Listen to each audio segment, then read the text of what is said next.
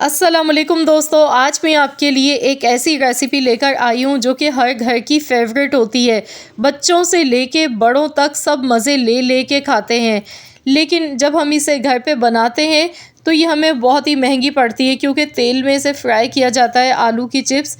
तो तेल में फ्राई करने की वजह से हर कोई नहीं बना पाता है घर पे।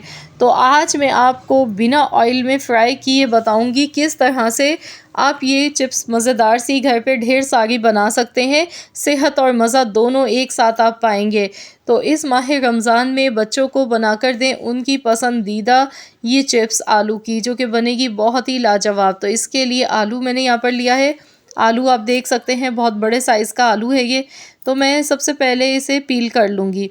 पीलर की मदद से सबसे पहले आपने आलू को अच्छी तरह से पील करना है, वॉश कर लेना है। इसके बाद फिर हमने आलू की कटिंग करनी है। आलू की कटिंग हम वैसे ही करेंगे जिस तरह से हम आलू की चिप्स बाहर से लेके खाते हैं, तो सेम वही मेथड होगा आलू की कटिंग का। तो यहाँ पर देखिए मैंने आलू का छिलका उतार लिया है। अब मैं इसकी कटिंग करूँगी। इस तरह से हमने इसके स्लाइसेस काटने हैं, ये देखिए। बस इस तरह से, जिस तरह से हम बाहर से लेते हैं ना आलू की फिंगर चिप्स, तो उसी स्टाइल से हमने घर पे कटिंग कर लेनी है और ये मिनटों में हो जाती है बनाने, बिल्कुल भी मुश्किल नहीं होती है। तो यहाँ पर इसके बाद हमने आलू को अच्छी तरह से वॉश करना है, ताकि आलू के अंदर जितना भी स्टार्च है ना वो इसका पानी में निकल जाए अच्छी तरह से। तो यहाँ पर देखिए खुले पानी से अच्छी तरह से आलू को वॉश कर लें और इसे ड्राई कर लें। अब आपने क्या करना है, एक पैन लेना है। नॉन स्टिक पैन होना चाहिए इसके लिए आपके पास। यहाँ पर हम इसे फ्राई नहीं करेंगे, बस 1 टीस्पून के बराबर कुकिंग ऑयल लेंगे। ऑयल को देखिए मैंने पैन में अच्छी तरह से मैंने फैला दिया है। अब हमने चिप्स इसमें डालनी है, एक एक करके इस तरह से फैलाते हुए चिप्स हम इसमें डालेंगे।